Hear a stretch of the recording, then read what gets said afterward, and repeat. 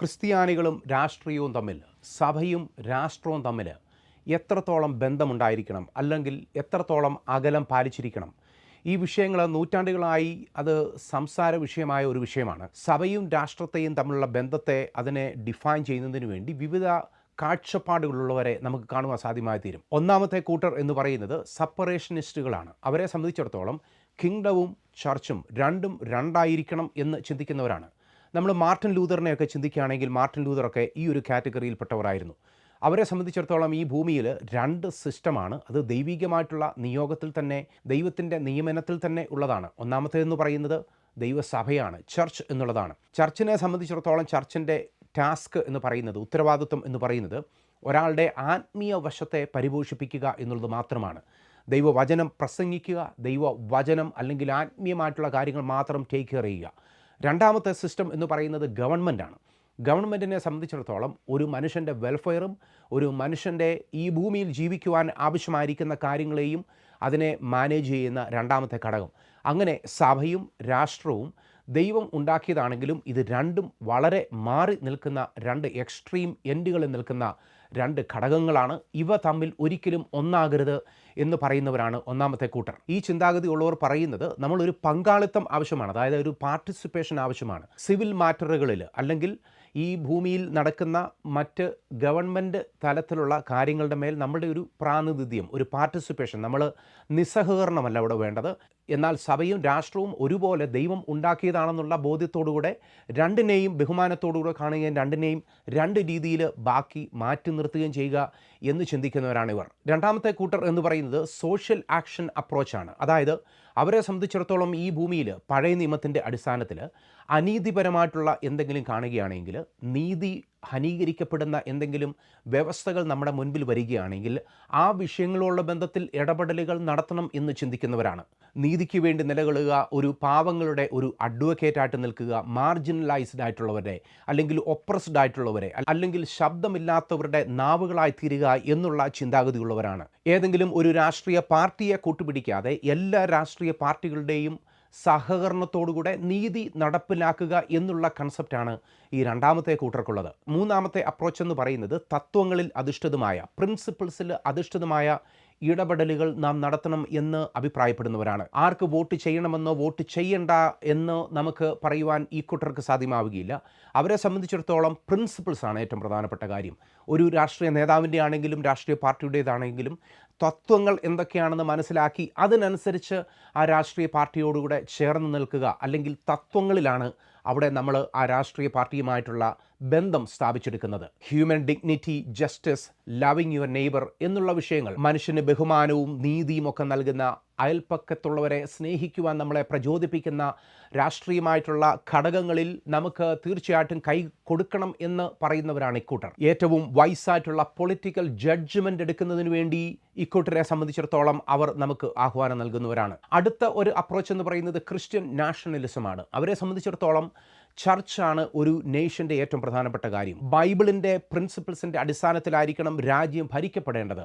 ബൈബിളിൻ്റെ അടിസ്ഥാനത്തിലായിരിക്കണം രാജ്യത്തിൻ്റെ ഭരണഘടന എഴുതേണ്ടത്. അവരെ സംബന്ധിച്ചിടത്തോളം സ്റ്റേറ്റ് എന്ന് പറയുന്നത് ബൈബിളുമായി ചേർന്ന് നിൽക്കുന്നതാണ്, ക്രൈസ്തവ ആത്മീയതയുമായി ചേർന്ന് നിൽക്കുന്നതാണ് ക്രിസ്ത്യൻ നാഷണലിസം. ഇപ്പോഴത്തെ ഈ മോഡേൺ നമ്മളുടെ ആധുനിക കാലഘട്ടത്തിൽ ഇങ്ങനെയുള്ളൊരു നാഷണലിസം വെച്ച് പുലർത്തുവാൻ സാധ്യമാവുകയില്ല. ജനാധിപത്യം എന്ന് പറയുന്നത് എല്ലാ രാജ്യങ്ങളിലും ഉള്ളതുകൊണ്ട് ഈ ക്രിസ്ത്യൻ നാഷണലിസം എന്ന് പറയുന്നത് പ്രാക്ടിക്കലായിട്ടുള്ള ഒരു കാര്യം അല്ല എല്ലാ രാജ്യങ്ങളിലും, അല്ലെങ്കിൽ നമ്മുടെ ഈ ആധുനിക രാജ്യങ്ങളിൽ എന്നുള്ളത് നമ്മൾ മനസ്സിലാക്കുന്ന ഒരു വസ്തുതയുമാണ്. എന്നാൽ ഇതും മറ്റൊരു അപ്രോച്ചാണ്. ബൈബിൾ പ്രിൻസിപ്പിൾസ് ആൻഡ് മൊറാലിറ്റി, ബൈബിളിൻ്റെ തത്വങ്ങളും ധാർമ്മികതയും പരിപൂർണമായും ഒരു രാജ്യത്തെ നിയന്ത്രിക്കണമെന്ന് ആവശ്യപ്പെടുന്ന ക്രിസ്ത്യൻ നാഷണലിസം എന്ന് പറയുന്നത് ഇതിൻ്റെ അടിസ്ഥാനത്തിൽ അത് ഭരിക്കപ്പെട്ട അനേക രാജ്യങ്ങൾ ഈ ഭൂമിയിലുണ്ടെന്നുള്ളതും നമ്മൾ മനസ്സിലാക്കുന്ന വസ്തുത തന്നെയാണ്. എന്നാൽ ഇപ്പോഴത്തെ നമ്മുടെ മുൻപിൽ നടക്കുന്ന രാഷ്ട്രീയ മാറ്റങ്ങളുടെ അടിസ്ഥാനത്തിൽ, അല്ലെങ്കിൽ രാഷ്ട്രീയ വ്യത്യാസങ്ങളുടെയും തെരഞ്ഞെടുപ്പുകളുടെയും അടിസ്ഥാനത്തിൽ ബൈബിൾ നമുക്ക് നൽകുന്ന ആ ഒരു ആഹ്വാനം എന്താണെന്നുള്ളത് നമ്മൾ മനസ്സിലാക്കണം. നമ്മൾ മനസ്സിലാക്കേണ്ട പ്രധാനപ്പെട്ട കാര്യം, ബൈബിൾ ഒരിക്കലും ഒരു രാജ്യത്തിനും എതിരല്ല എന്നുള്ളത് തന്നെയാണ്. ബൈബിളിൽ പറഞ്ഞിട്ടുള്ള യേശു ക്രിസ്തുവിൻ്റെ വളരെ പ്രധാനപ്പെട്ട ഒരു സ്റ്റേറ്റ്മെൻ്റ് ഉണ്ട്. കൈസർക്കുള്ളത് കൈസർക്കും, ദൈവത്തിനുള്ളത് ദൈവത്തിന് കൊടുക്കുക. കൈസർ എന്നോടെ ഉദ്ദേശിക്കുന്നത് റോമൻ സാമ്രാജ്യത്തെയാണ്. റോമക്കാർക്ക് കൊടുക്കുവാനുള്ളത് റോമക്കാർക്ക് കൊടുക്കണം, ദൈവത്തിന് കൊടുക്കുവാനുള്ളത് ദൈവത്തിന് കൊടുക്കണം. വളരെ സിമ്പിളാണ് ബൈബിളിൻ്റെ അപ്രോച്ച് എന്ന് പറയുന്നത്. ഈ ഭൂമിയിൽ ഒരിക്കലും ഒരു ദൈവ പൈതൽ പാർക്കുന്ന സമയത്ത് ഈ ഭൂമിയുടെ ഏതെങ്കിലും ഒരു സിസ്റ്റത്തിന് എതിരായി ചിന്തിക്കുകയോ കൊടുക്കാതിരിക്കുകയോ ചെയ്യുന്നൊരു കാര്യമല്ല. അതുകൊണ്ട് തന്നെ ബൈബിളിനെ വിശ്വസിക്കുന്ന എല്ലാവരും തന്നെ ഒരു രാജ്യത്തിലെ ഏറ്റവും ശ്രേഷ്ഠന്മാരായിട്ടുള്ള പൗരന്മാരായി തീരുന്നതിൻ്റെ പുറകിലുള്ള ആപ്തവാക്യവും അതുതന്നെയാണ്. കൈസർക്കുള്ളത് കൈസർക്ക് കൊടുത്തേ പറ്റുകയുള്ളൂ എന്ന് ദൈവത്തിൻ്റെ വചനത്തിൽ നിന്നും നമ്മുടെ കർത്താവായ യേശു ക്രിസ്തുവിൻ്റെ ആഹ്വാനത്തിൽ നിന്നും നമ്മൾ മനസ്സിലാക്കുന്ന കാര്യമാണ്. ഞാൻ ഇതിനു മുമ്പ് പറഞ്ഞ അപ്രോച്ചുകളുടെയൊക്കെ അടിസ്ഥാനത്തിൽ ഒരു പ്രധാനപ്പെട്ട കാര്യം എന്ന് പറയുന്നത്, ഒരു ദൈവ പൈതലിനെ സംബന്ധിച്ചിടത്തോളം അവൻ്റെ ആത്മീയ ജീവിതമാണ് ഏറ്റവും പ്രധാനപ്പെട്ട കാര്യം. രാഷ്ട്രീയ വീക്ഷണങ്ങൾ, ഇൻവോൾവ്മെൻ്റ് എന്നൊക്കെ പറയുന്നത് രണ്ടാമത്തെ കാര്യം തന്നെയാണ്. അതുകൊണ്ട് തന്നെ ഇതിൻ്റെ നടുവിൽ നമ്മുടെ രാഷ്ട്രീയ ഇടപെടലുകൾ നടത്തുന്ന സമയത്ത് തന്നെ ഒരു ബാലൻസ് കണ്ടെത്തുക എന്ന് പറയുന്നത് വളരെ പ്രധാനപ്പെട്ട കാര്യമാണ്. ആ ബാലൻസിൽ തീർച്ചയായിട്ടും മുൻപന്തിയിൽ നിൽക്കുന്നത് ഒരുവൻ്റെ ആത്മീയ കാര്യങ്ങളാണെന്നുള്ളത് നമ്മൾ ഒരിക്കലും മറന്നു പോകരുത്. വളരെ പ്രധാനപ്പെട്ട മറ്റൊരു കാര്യം എന്ന് പറയുന്നത്, ഇത് വളരെ അണ്ടർലൈൻ ആയിട്ടുള്ള ഒരു കാര്യമാണ്. നമ്മുടെ ഈ ഭൂമിയിൽ ഏതൊക്കെ രാഷ്ട്രീയ പാർട്ടി വന്നാലും, ഏതൊക്കെ പൊളിറ്റീഷ്യൻസ് വന്നാലും, ആരൊക്കെ നമ്മൾ ഇഷ്ടമുള്ളവരോ ഇഷ്ടമില്ലാത്തവരോ മുഖ്യമന്ത്രിയായാലും പ്രധാനമന്ത്രിയായാലും, ഈ ലോകം മുഴുവനും ഒരു വലിയ ട്രിബുലേഷനിലേക്ക് നീങ്ങുകയാണ്, എൻഡ് ടൈംസിലേക്ക് നീങ്ങുകയാണ് എന്നുള്ളത് നമ്മൾ മനസ്സിലാക്കണം. അതെ, ഈ ലോകം ഒരിക്കലും അതിൻ്റെ സ്ഥിരമായിട്ടുള്ളൊരു ഭരണത്തിലേക്കല്ല മുന്നോട്ട് കുതിച്ചുകൊണ്ടിരിക്കുന്നത്. ഇതൊരു ട്രിബുലേഷനിലൂടെ കടന്നു പോകുവാനുള്ള ഒരു ലോകമാണ്. അതായത് ദൈവികമായിട്ടുള്ള വലിയ പദ്ധതിയുടെ അടിസ്ഥാനത്തിൽ എതിർ ക്രിസ്തു എന്ന് പറയുന്ന ഒരു രാജാവ് ഈ ഭൂമിയുടെ മേൽ വരുമെന്നും, എതിർ ക്രിസ്തുവിൻ്റെ 7 വർഷത്തെ ഭരണകാലഘട്ടത്തെങ്കിൽ ഒരു വലിയ മഹാപീഡനത്തിലൂടെ കടന്നു പോകുമെന്ന് നാം മനസ്സിലാക്കിക്കൊണ്ട് വേണം ഈ ഭൂമിയിൽ നമ്മൾ ജീവിക്കുന്നതിന് വേണ്ടി. വളരെ അണ്ടർലൈങ് ആയിട്ടുള്ള ഒരു പ്രിൻസിപ്പിൾ തന്നെയാണത്. അതെ, ഈ ഭൂമി മുന്നോട്ട് പോയിക്കൊണ്ടിരിക്കുന്നത് ഒരു വലിയ മഹാപീഡന കാലഘട്ടത്തിൻ്റെ അടിസ്ഥാനത്തിലാണ്, അല്ലെങ്കിൽ അങ്ങോട്ടാണെന്നുള്ളത് നമ്മൾ മറന്നു പോകരുത്. അത് നമുക്ക് ബോധ്യമുണ്ട് എങ്കിൽ, യേശു ക്രിസ്തു ഈ ഭൂമിയുടെ ഭരണം ഏറ്റെടുക്കുമെന്ന് നമുക്ക് പൂർണ്ണമായ ഉറപ്പുണ്ടെങ്കിൽ, എതിർ ക്രിസ്തു ഈ ഭൂമിയെ കുറേ കാലത്തേക്ക് ഭരിക്കും, അതിനുശേഷം യേശു ക്രിസ്തു തൻ്റെ നിത്യരാജ്യത്വം ഈ ഭൂമിയിൽ സ്ഥാപിക്കും എന്നുള്ള പരിപൂർണമായിട്ടുള്ള ഉറപ്പുണ്ടെങ്കിൽ, രാഷ്ട്രീയ നേതാക്കളോടുള്ള താരാരാധന എന്ന് പറയുന്നത് നമ്മൾ പരിപൂർണമായും നിർത്തേണ്ട കാര്യം തന്നെയാണ്. ഇവിടെ നമ്മൾ എല്ലാ രാഷ്ട്രീയ പാർട്ടികളെയും, എല്ലാ രാഷ്ട്രീയ നേതാക്കന്മാരെയും നമ്മുടെ ഈ ഭൂമിയുടെ നിലനിൽപ്പിന് വേണ്ടി, ഈ ഭൂമിയുടെ നിലനിൽപ്പ് സുഗമമാകുന്നതിന് വേണ്ടി നമ്മൾ അവരെ പ്രാർത്ഥനയിൽ പിന്താങ്ങണം എന്നുള്ളത് തന്നെയാണ് നമ്മൾ വചനത്തിൽ നിന്ന് മനസ്സിലാക്കുന്ന കാര്യം. എന്നാൽ നമ്മളിപ്പോൾ കാണുന്ന രാഷ്ട്രീയ നിലപാടുകളുടെ അടിസ്ഥാനത്തിൽ ഇവിടെ ആരാധിക്കുകയാണ്, ഒരു വ്യക്തിയെ ഉയർത്തി കാണിക്കുകയാണ്, ആ വ്യക്തിക്ക് വേണ്ടി മുദ്രാവാക്യം വിളിക്കുന്ന സ്വഭാവമാണ്, അല്ലെങ്കിൽ ആ ഒരു അപ്രോച്ചാണ് നമ്മൾ കണ്ടുകൊണ്ടിരിക്കുന്നത്. ബൈബിളിൻ്റെ അടിസ്ഥാനത്തിൽ ഒരിക്കലും നമുക്കതിനെ ന്യായീകരിക്കുവാൻ പറ്റുന്ന ഒരു അപ്രോച്ച് അല്ല എന്നുള്ളത് നമ്മൾ മനസ്സിലാക്കേണ്ട പ്രധാനപ്പെട്ട കാര്യമാണ്. യേശു ക്രിസ്തുവിൻ്റെ വരവിനെ കാത്തിരിക്കുന്നൊരു വ്യക്തിയാണെങ്കിൽ ഈ ഭൂമിയെ ആര് ഭരിച്ചാലും അതിൻ്റെ മേലൊരു സമാധാന ഹൃദയത്തിൽ ഉള്ളവരായിരിക്കും എന്നുള്ളത് വളരെ പ്രധാനപ്പെട്ട ഒരു കാര്യം തന്നെയാണ്. അതായത് ഇങ്ങനെയുള്ള പൊളിറ്റീഷ്യൻസിൽ ആശ്രയം വെക്കുന്ന ഒരു മനോഭാവം, അവർ തന്നെ വരണം, അവരിൽ ആശ്രയം വെക്കുകയാണ്. അവർ വന്നു കഴിഞ്ഞാൽ ഈ സമൂഹത്തെ മറ്റൊരു രീതിയിലേക്ക് കൊണ്ടുപോകും, അവരുടെ കരങ്ങളിലാണ് ഇനിയും സകലതും ഇരിക്കുന്നത്. ഒരാൾ താഴെ ഇറങ്ങിപ്പോയ ഒരാൾക്ക് എതിരെ നിൽക്കുന്നു, വന്ന് കയറിയ ഒരാളുടെ അനുകൂലമായി നിൽക്കുന്നു, അല്ലെങ്കിൽ തിരിച്ചും സംഭവിക്കുന്ന അങ്ങനെയുള്ള അപ്രോച്ചുകൾ പരിപൂർണമായും, അതായത് രാഷ്ട്രീയ പാർട്ടികളെ നമ്മൾ കൂടുതൽ ആഗ്രഹിക്കുകയും ഇഷ്ടപ്പെടുകയും ഒരാളെ കൂടുതൽ സ്നേഹിക്കുകയും ഒരാളെ തള്ളിക്കളയുകയും ചെയ്യുന്ന അപ്രോച്ചുകൾ അല്ല നമുക്ക് വേണ്ടത്. നമുക്ക് വേണ്ട അപ്രോച്ച് എന്ന് പറയുന്നത് ബാലൻസ്ഡ് ആയിട്ടുള്ള ഒരു അപ്രോച്ച് തന്നെയായിരിക്കണം. ആര് ഭരിച്ചാലും അവർക്ക് വേണ്ടി പ്രാർത്ഥിക്കുവാൻ കടപ്പെട്ടവരാണ് എന്നുള്ളത് നമ്മൾ മനസ്സിലാക്കണം. അതുകൊണ്ട് തന്നെ കർത്താവായ യേശു ക്രിസ്തുവിൻ്റെ പഠിപ്പീരുകളിൽ നിന്നാണ് ഞാനിത് പറയുന്നത്. യേശു ക്രിസ്തു പറഞ്ഞൊരു കാര്യമുണ്ട്, എൻ്റെ രാജ്യം ഐഹികമല്ല എന്നാണ് പറയുന്നത്. ഈ ഭൂമിയിൽ ഒരു സിസ്റ്റം ഡെവലപ്പ് ചെയ്ത് ഇതിനെ ഈ കാലഘട്ടത്തിൽ അതിനെ ഭരിക്കുക എന്നുള്ളതല്ല യേശു കർത്താവിൻ്റെ ആ ഒന്നാമത്തെ വരവിൻ്റെ ആ ഒരു ലക്ഷ്യം എന്ന് പറയുന്നത്. എന്നാൽ ഈ ഭൂമിയെ ഭരിക്കുന്ന എല്ലാവരെയും നാം ബഹുമാനിക്കുകയും അവർക്ക് വേണ്ടി പ്രാർത്ഥിക്കുകയും ചെയ്യുന്ന അതേ സമയം തന്നെ യേശു ക്രിസ്തുവിൻ്റെ രാജ്യത്തിൻ്റെ വെളിപ്പാടിന് വേണ്ടി നമ്മൾ കാത്തിരിക്കണം എന്നുള്ളത് തന്നെയാണ് നമ്മൾ മനസ്സിലാക്കേണ്ട പ്രധാനപ്പെട്ട കാര്യം. ഈ ഭൂമിയിൽ യേശു ക്രിസ്തു തൻ്റെ അക്ഷരാർത്ഥത്തിലുള്ള രാജ്യം സ്ഥാപിക്കുവാനായി പോവുകയാണ്. ഒന്നാമത്തെ വരവിൽ യേശു കർത്താവിൻ്റെ ഒരു രീതിയിലുള്ള ഭരണത്തിൻ്റെ സിസ്റ്റവും ഈ ഭൂമിയിൽ ഫോം ചെയ്തിരുന്നില്ല. എന്നാൽ രണ്ടാമത്തെ വരവിൽ താൻ രാജാവായി വരുന്ന സമയത്ത്, കർത്താവായി വരുന്ന സമയത്ത് ഈ ഭൂമിയിൽ ഒരു സിസ്റ്റം വെളിപ്പെടും. അത് യേശു ക്രിസ്തു രാജാവായി ഈ ഭൂമിയെ വാഴുന്ന ഒരു പുതിയ ഭരണക്രമം ഈ ഭൂമിയിൽ വെളിപ്പെടുക തന്നെ ചെയ്യും. ഇപ്പോഴുള്ള ഭരണക്രമങ്ങൾ സകലതും വഴിമാറുവാനായി പോവുകയാണ് ദൈവത്തിൻ്റെ ശാശ്വതമായിട്ടുള്ള ആ സിസ്റ്റത്തിൻ്റെ മുൻപാകെ എന്നുള്ള മനസ്സോടുകൂടെ, എന്നുള്ള ചിന്താഗതിയോടുകൂടെ നാം രാഷ്ട്രീയത്തെ കാണേണ്ടതാണ്. അതുപോലെ തന്നെ മനസ്സിലാക്കേണ്ട മറ്റൊരു കാര്യമെന്ന് പറയുന്നത്, നമുക്കൊരു പൗരത്വം ഉണ്ട് എന്നുള്ളത് തന്നെയാണ്. ആ പൗരത്വം പ്രധാനമായും സ്വർഗത്തിലാണെന്നാണ് ദൈവത്തിൻ്റെ വചനത്തിൽ നിന്ന് നമ്മൾ മനസ്സിലാക്കുന്നത്. സ്വർഗത്തിൽ പൗരത്വം ഉള്ള നമ്മളെ സംബന്ധിച്ചിടത്തോളം ഈ ഭൂമിയിൽ തീർച്ചയായിട്ടും അവകാശങ്ങൾ നമുക്കുണ്ട്, കടപ്പാടുകളുണ്ട്, കടമകളുണ്ട്, സിവിൽ റൈറ്റ്സുകളുള്ള നമ്മുടെ എൻഗേജ്മെൻറ്റുകളും എല്ലാം വളരെ പ്രധാനപ്പെട്ട കാര്യം തന്നെയാണ്.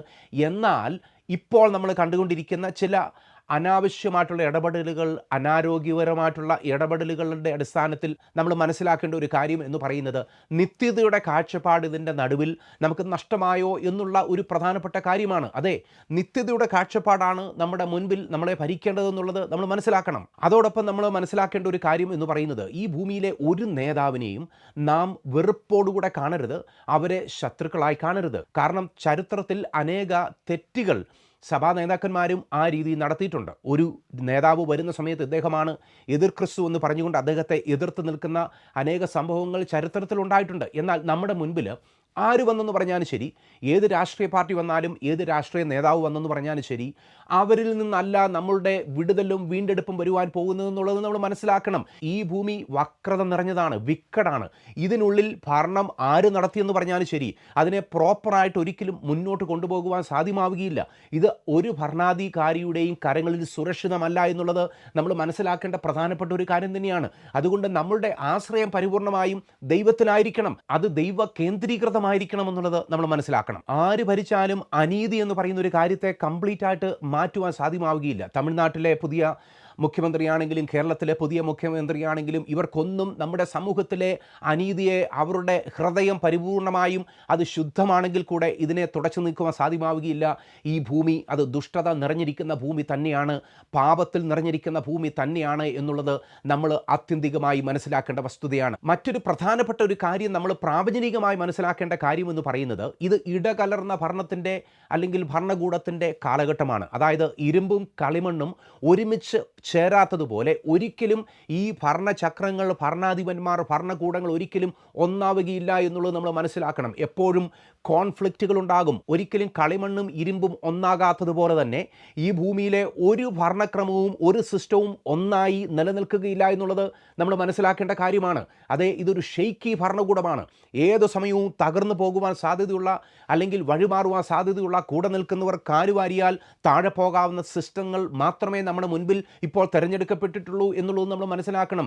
ഇതൊരിക്കലും ഒന്നാകുന്ന ഒരു സിസ്റ്റമല്ലത്. ഇത് യേശു കർത്താവിൻ്റെ വരവ് വരെയും ഇരുമ്പും കളിമണ്ണും എങ്ങനെ ഇടകലരാതിരിക്കുന്നുവോ അതുപോലെ ആ രീതിയിൽ മാത്രമേ ഇത് നിലകൊള്ളൂ എന്നുള്ളത് നമ്മൾ മനസ്സിലാക്കേണ്ടതായിട്ടുള്ള ഒരു പ്രധാനപ്പെട്ട കാര്യമാണ്. മറ്റൊരു കാര്യം നമ്മൾ ചിന്തിക്കേണ്ട ഒരു കാര്യമെന്ന് പറയുന്നത്, ഒരു പരിപൂർണ രാഷ്ട്രീയക്കാരൻ ആകണമെന്നുണ്ടെങ്കിൽ ബൈബിളിലെ എല്ലാ കാര്യങ്ങളെയും ആ വ്യക്തിക്ക് അനുസരിക്കുവാൻ സാധ്യമാവുകയില്ല എന്നുള്ളത് തന്നെയാണ്. ഒരൊറ്റ കാര്യം മാത്രം എടുത്തുവെച്ചാൽ മതി. യേശു കർത്താവ് ഇങ്ങനെയാണ് പറഞ്ഞിട്ടുള്ളത്, നിങ്ങളുടെ ഒരു കർണത്തടിക്കുന്നവനെ മറ്റേ കർണം കൊണ്ട് കാണിച്ചു കൊടുക്കണമെന്ന്. ഒരു രാഷ്ട്രീയക്കാരനാണെങ്കിൽ അത് സാധ്യമാവുകയില്ല.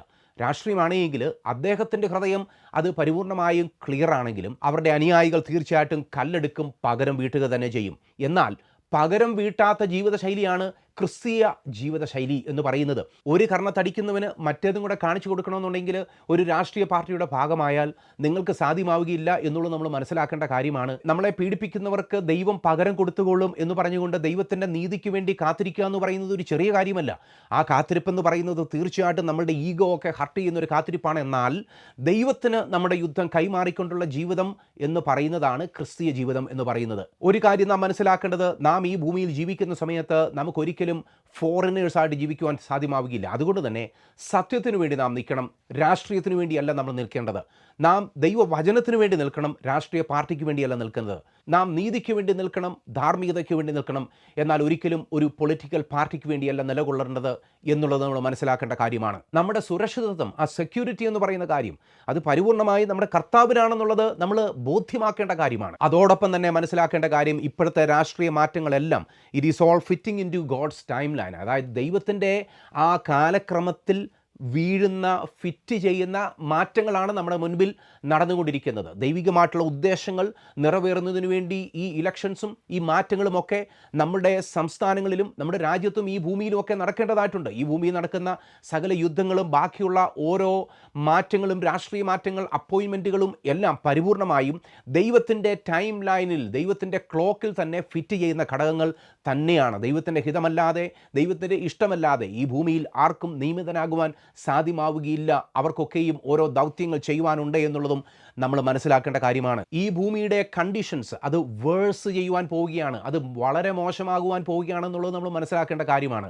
നമ്മൾ ഈ ഭൂമിയുടെ സിസ്റ്റത്തിന് എതിരായി നിൽക്കുകയല്ല ചെയ്യേണ്ടത്, എന്നാൽ അവരോടുകൂടെ ചേർന്ന് നിന്ന്, ബൈബിളിൽ പ്രധാനപ്പെട്ട ഒരു കാര്യമുണ്ട്, നിങ്ങളെ ഭരിക്കുന്നവർക്ക് വേണ്ടി പ്രാർത്ഥിക്കണം. വളരെ പ്രധാനപ്പെട്ട കാര്യമാണ്. നമ്മൾ അവർക്ക് വേണ്ടി ഇടുവിൽ നിൽക്കണം. അവർ ദൈവത്തിൻ്റെ പ്രതിപുരുഷന്മാരാണെന്ന് മനസ്സിലാക്കിക്കൊണ്ട് അവർക്ക് വേണ്ടി പ്രാർത്ഥിക്കുവാനും അവരുടെ ഭരണത്തെ സുഗമമാക്കി അതിനെ മുന്നോട്ട് കൊണ്ടുപോകുന്നതിന് വേണ്ടിയുള്ള ജ്ഞാനം ലഭ്യമാകുന്നതിന് വേണ്ടിയും നമ്മളവരെ പ്രാർത്ഥനയിൽ സപ്പോർട്ട് ചെയ്യണം എന്നുള്ളത് തന്നെയാണ് നമ്മൾ മനസ്സിലാക്കേണ്ട പ്രധാനപ്പെട്ട കാര്യം എന്ന് പറയുന്നത്. നമ്മൾ അവരോട് കൂടെയാണ് നിൽക്കുന്നത്, പക്ഷേ അവരും അവരുടെ സിസ്റ്റവും നമ്മുടെ ഉള്ളിലായാൽ, അവരുടെ ഭരണം നമ്മുടെ ഉള്ളിൽ നടക്കുവാൻ തുടങ്ങിയാൽ നമ്മൾ ലോകരായിത്തീരും, അല്ലെങ്കിൽ ലൗകിക മനുഷ്യരായിത്തീരും. എന്നാൽ ഒരിക്കലും ഒരു ആത്മീയൻ ഒരു ലൗകികനായി തീരുവാൻ ദൈവം ആഗ്രഹിക്കുന്നില്ല. ആത്മീയൻ എപ്പോഴും യേശുക്രിസ്തുവിനെ ബഹുമാനിക്കുകയും യേശുക്രിസ്തുവിൻ്റെ കർത്തൃത്വത്തിനു വേണ്ടിയും രാജ്യത്വത്തിനു വേണ്ടിയും കാത്തിരിക്കുകയും ചെയ്യുന്നവനാണെന്നുള്ളത് നമ്മൾ മനസ്സിലാക്കേണ്ട പ്രധാനപ്പെട്ട കാര്യമാണ്. എന്നാൽ പരിതാപകരമായ കാര്യം എന്ന് പറയുന്നത്, രാഷ്ട്രീയത്തിൽ നടക്കുന്നതിനേക്കാളും വളരെ വലിയ രാഷ്ട്രീയമാണെന്ന് സഭയിൽ നടക്കുന്നത് എന്നുള്ളത് തന്നെയാണ്. രാഷ്ട്രീയത്തിൽ നടക്കുന്നതിന് കുറച്ച് പാർട്ടിയുടെ സിസ്റ്റം എങ്കിലും ഉണ്ടെന്ന് വെക്കാം, കുറച്ചുകൂടെ അക്കൗണ്ടബിലിറ്റി ഉണ്ടെന്ന് വെക്കാം. എന്നാൽ സഭയിൽ നടക്കുന്ന കാര്യം, ഈ പറയുന്ന ആത്മീയരാണെന്ന് പറയുന്നവരുടെ നടുവിലും ഇടയിലും നടക്കുന്ന കാര്യങ്ങൾ എന്ന് പറയുന്നത്, രാഷ്ട്രീയക്കാർ തോറ്റുപോകുന്ന രാഷ്ട്രീയമാണ് സഭയ്ക്കുള്ളിൽ നടക്കുന്നത് എന്നുള്ളതും പരിതാപകരമായിട്ടുള്ള കാര്യമാണ്. ഭൂമിയിൽ നടക്കുന്ന അതേ ക്രമം തന്നെ സഭയിൽ നടക്കുന്ന സമയത്ത് സഭ ഭൂമിയോട് ചേർത്ത് കെട്ടപ്പെട്ട അവസ്ഥയിലായിരിക്കുന്നു എന്ന് തന്നെ നമ്മൾ പറയേണ്ടതായിട്ട് വരും. ദൈവത്തിൻ്റെ ആലോചന ചോദിക്കാതെ നടക്കുന്ന തീരുമാനങ്ങൾ, ദൈവത്തിൻ്റെ സന്നിധിയിൽ കാത്തിരിക്കാതെ നമ്മൾ നടത്തുന്ന ഓരോ തീരുമാനങ്ങളും കൊണ്ടുവന്ന് എത്തിക്കുന്നത് പരിതാപകരമായിട്ടുള്ള വീഴ്ചകളിലേക്കും ജനങ്ങളുടെ തകർച്ചകളിലേക്കുമാണ് എന്നുള്ളത് നമ്മൾ മനസ്സിലാക്കേണ്ട കാര്യമാണ്. അതുകൊണ്ട് ഒരു പാർട്ടിയുടെയും അന്ധവിശ്വാസികളായി നാം ഒരിക്കലും തീരരുത്. ഒരിക്കലും ഒരു രാഷ്ട്രീയ നേതാവിൻ്റെ ഫാനും ആരാധിക്കുന്ന ഒരു വ്യക്തിയുമായി നാം ഒരിക്കലും തീരരുത്. നമ്മളുടെ രാജ്യം എന്ന് പറയുന്നത് ഈ ഭൂമിയിലേതല്ല, എന്നാൽ നിലനിൽക്കുന്ന ഒരു രാജ്യം നമ്മുടെ കർത്താവ് നമുക്ക് വേണ്ടി ഒരുക്കുന്നു എന്നുള്ളത് നമ്മൾ മനസ്സിലാക്കണം. അതൊരു രാജ്യമാണ്, അതിലേറെ അതൊരു ഭവനമാണ്, അതൊരു കൂട്ടായ്മയാണ്, കർത്താവുമായിട്ടുള്ള വാസമാണ്. അവിടെ ഈ ഭൂമിയിൽ യേശു ക്രിസ്തുവുമായി, ദൈവവുമായി നമുക്കൊരു ബന്ധമുണ്ടാകും, മനുഷ്യരുമായിട്ടുള്ള പ്രോപ്പർ ബന്ധമുണ്ടാകും, നേച്ചറുമായി നമുക്കൊരു പ്രോപ്പർ ബന്ധമുണ്ടാകും. അന്ന് ഈ ഭൂമിയിലെ മനുഷ്യരുമായും ഈ ഭൂമിയിലെ മൃഗങ്ങളുമായും ഒരുപോലെ സമാധാനത്തോടുകൂടെ പാർക്കത്തക്ക രീതിയിൽ മനോഹരമായിട്ടുള്ളൊരു സിസ്റ്റം യേശു ക്രിസ്തു ആകുന്ന ആ കർത്താവ്, രാജാവ് നമുക്ക് വേണ്ടി ഒരുക്കുന്നു എന്നുള്ളത് നമ്മൾ മനസ്സിലാക്കേണ്ട പ്രധാനപ്പെട്ട കാര്യമാണ്. അതുപോലെ തന്നെ നിങ്ങളുടെ രാജ്യത്തിനു വേണ്ടി നിങ്ങൾ പ്രാർത്ഥിക്കുമ്പോൾ യെരുശലേമിനു വേണ്ടിയും ഇസ്രയേലിനു വേണ്ടിയും പ്രാർത്ഥിക്കുവാൻ നിങ്ങൾ മറന്നു പോകരുത്. നമ്മുടെ സംസ്ഥാനത്തിന് വേണ്ടി നാം പ്രാർത്ഥിക്കുന്ന സമയത്ത് തന്നെ ഒരു രാജ്യത്തിൻ്റെ പൊളിറ്റിക്സ് വളരെ ഇമ്പോർട്ടൻ്റ് ആണ്. അവിടെ നടക്കുന്ന ഓരോ കാര്യങ്ങളും അന്ത്യകാലത്തുള്ള ബന്ധത്തിൽ പ്രധാനപ്പെട്ട കാര്യങ്ങൾ തന്നെയാണ്. അവിടെ നടക്കുന്ന യുദ്ധങ്ങൾ, അവരെ എൻഗേജ്ഡ് ആയിട്ടുള്ള ആ യുദ്ധശ്രമങ്ങളും എല്ലാം വളരെ പ്രധാനപ്പെട്ടതാണ്. അന്ത്യകാലത്ത് നടക്കേണ്ട സംഭവങ്ങളുള്ള ബന്ധത്തിൽ വളരെയധികം ബന്ധപ്പെട്ട് കിടക്കുന്ന ഒരു രാജ്യമാണ് ഇസ്രയേലും അവിടുത്തെ രാഷ്ട്രീയ വികാസങ്ങളും അവിടുത്തെ രാഷ്ട്രീയ സംഭവങ്ങളും എന്നുള്ളത് നമ്മൾ മനസ്സിലാക്കി ഇസ്രയേലിന് വേണ്ടിയും യെരുശലേമിന് വേണ്ടിയും പ്രാർത്ഥിക്കുവാൻ നാം മറന്നു പോകരുത്. ഈ ലോകത്ത് സമാധാനം ഉണ്ടാകട്ടെ, ന്യായത്തിൻ്റെയും നീതിയുടെയും ഭാഗത്ത് നിന്നുകൊണ്ട് അതോടൊപ്പം തന്നെ യേശു ക്രിസ്തുവിൻ്റെ ആ രാജ്യത്വത്തിനു വേണ്ടി കാത്തിരിക്കുവാനുള്ള ക്ഷമയും കൃപയും ദൈവം നമുക്ക് നൽകുമാറാകട്ടെ. പ്രധാനപ്പെട്ട ഒരു ചോദ്യം എന്ന് പറയുന്നത്, യേശു ക്രിസ്തു തൻ്റെ രാജ്യം ഈ ഭൂമിയിൽ സ്ഥാപിക്കുവാനായി വരുമ്പോൾ നിങ്ങൾക്കും അതിനകത്ത് ഒരു ഭാഗം ഉണ്ടാകുമോ, അതിനുവേണ്ടി നിങ്ങൾ തയ്യാറാണോ എന്നുള്ളതാണ്. നിങ്ങൾക്ക് അതിനുള്ള ആഗ്രഹമുണ്ടെങ്കിൽ ഹൃദയത്തിൽ പരിപൂർണമായും ഒരു മാനസാന്തരത്തിന് അനുഭവത്തിലേക്ക് വന്ന് നിങ്ങളുടെ പഴയ വഴികളിൽ നിന്നും മാറി പുതിയ ജീവൻ നൽകുവാൻ സാധ്യമായി തീരുന്ന യേശു ക്രിസ്തുവിൻ്റെ വഴികൾക്ക് നിങ്ങളുടെ ജീവിതത്തെ സമർപ്പിച്ചു കൊടുക്കുക. യേശു ക്രിസ്തുവിന് നിങ്ങളുടെ ജീവിതത്തെ കൈമാറുക. പാപങ്ങളെ ഏറ്റുപറഞ്ഞ് ഉപേക്ഷിക്കുക. ദൈവത്തിൻ്റെ സന്നിധിയിൽ നിന്ന് വരുന്ന നീതിയെ യേശു ക്രിസ്തുവിലൂടെ സ്വീകരിക്കുക. പരിശുദ്ധാത്മാവിനാൽ നിറയപ്പെടുവാൻ ജീവിതത്തെ സമർപ്പിക്കുക. യേശു ക്രിസ്തുവിനെ രക്ഷിതാവും കർത്താവുമായി സ്വീകരിക്കുക. യേശു ക്രിസ്തുവിൻ്റെ രാജ്യത്തിനു വേണ്ടി കാത്തിരിക്കുക. യേശു ക്രിസ്തു രാജാതിരാജാവായി വേഗം വരുന്നു. യേശു ക്രിസ്തുവിൻ്റെ രാജ്യത്തെയും യേശു ക്രിസ്തുവിനെയും എതിരേൽക്കുവാൻ ഒരുങ്ങിക്കൊള്ളുക. ദൈവം നമ്മളെ അനുഗ്രഹിക്കുമാറാകട്ടെ.